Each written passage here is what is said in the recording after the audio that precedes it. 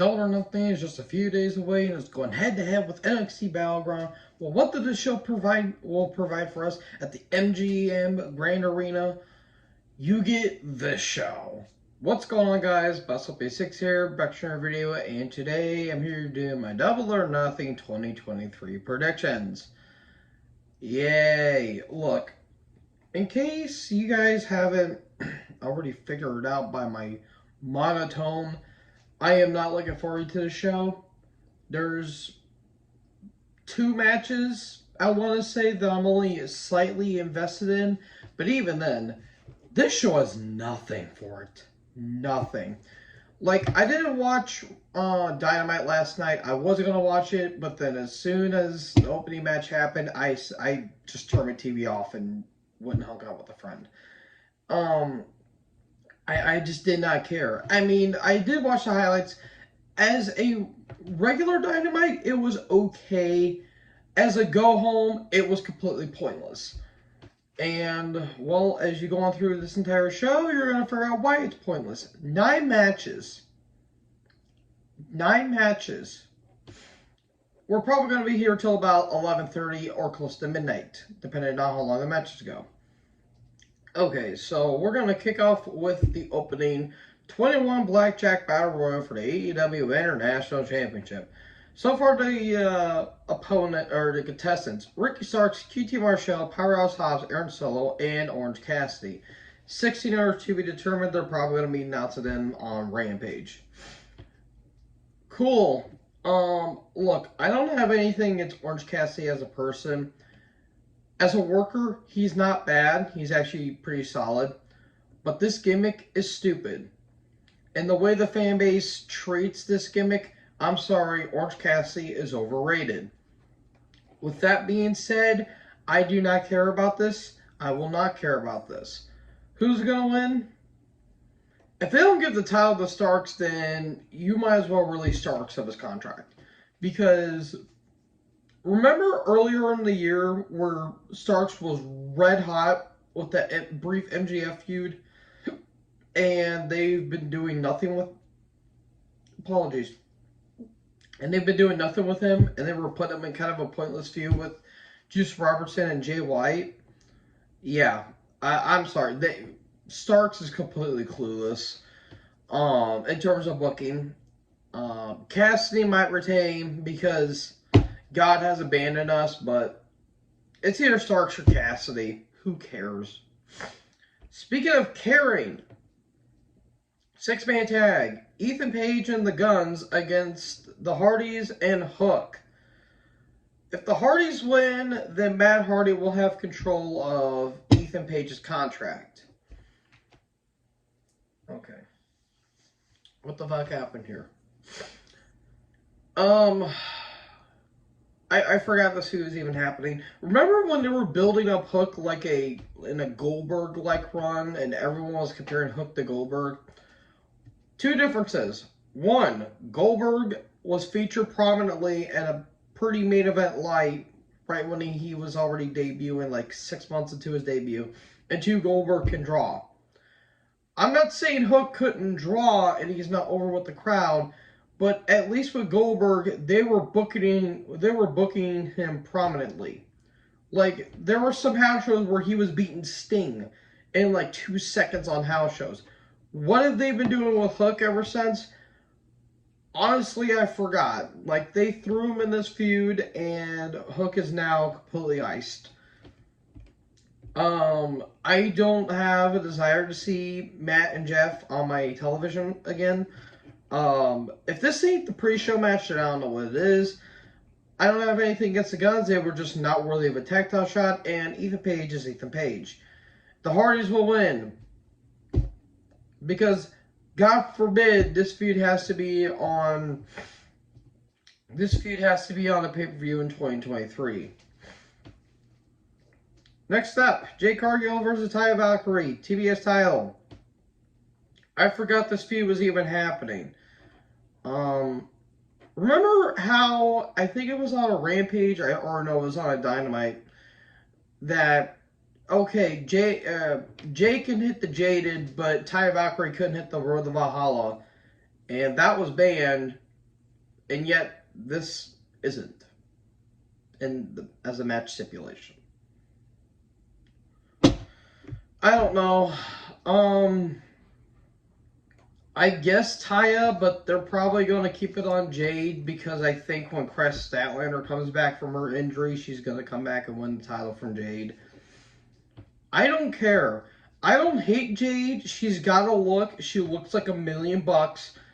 She needs improvement. A lot of improvement. And I like Taya Valkyrie, but man, they've been featuring the women horribly. It's baffling to say the least. Speaking of the women's world title match, Jamie Hayter versus Toni Storm. This is one of the 2 matches I really care about. It should be good. I did not care about this feud. They completely put Jamie Hayter on ice. Toni Storm, I feel bad for her that they're featuring her right. Jamie's gonna win, but I have a feeling it's gonna lead to a match between her and Saraya for the world title. And I'm going to hate everything about this company. Because if that is the end game, and if Saraya does win the women's world title, you might as well just cancel all your women's matches. There's no reason that if Saraya does get a world title shot, there's no reason that women's program should be featured on AEW anymore. I hate saying that because there is a lot of good talents, but they've been doing horribly with the women's division. They've been booking the women's division poorly. Like, say what you will about WWE, at least they're featuring the women in some light, even though the women's division there has been kind of wonky there. It's been wonky for years. So yeah, I have Jamie winning, but in the end, it's going to probably lead to a match between her and Saraya for the title.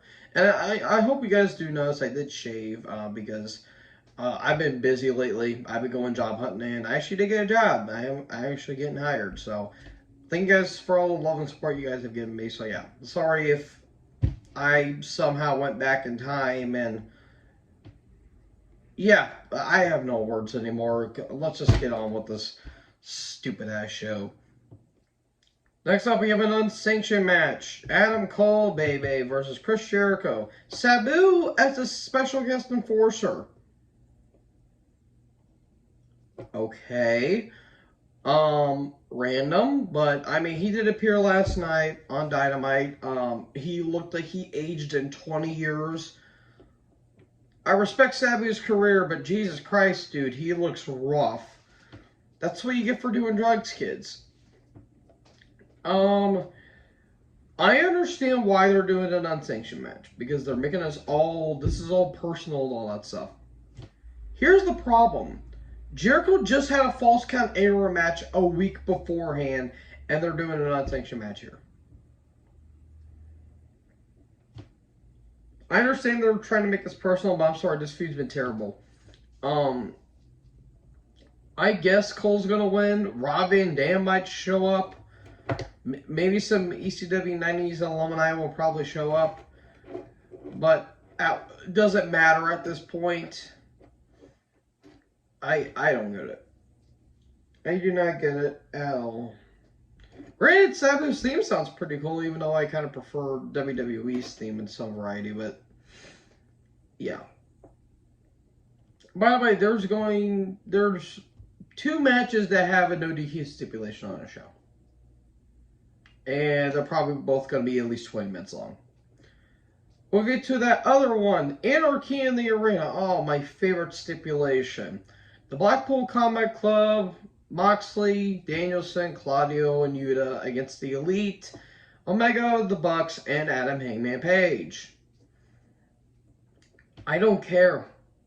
I mean, they have been featuring this horribly, and this is the apex of professional wrestling. And my shit smells like roses.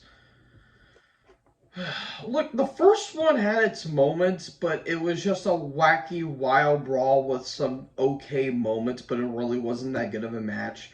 They're going to be featuring so much bullshit on this match that it's going to be unbearable. It may be the worst match of the year.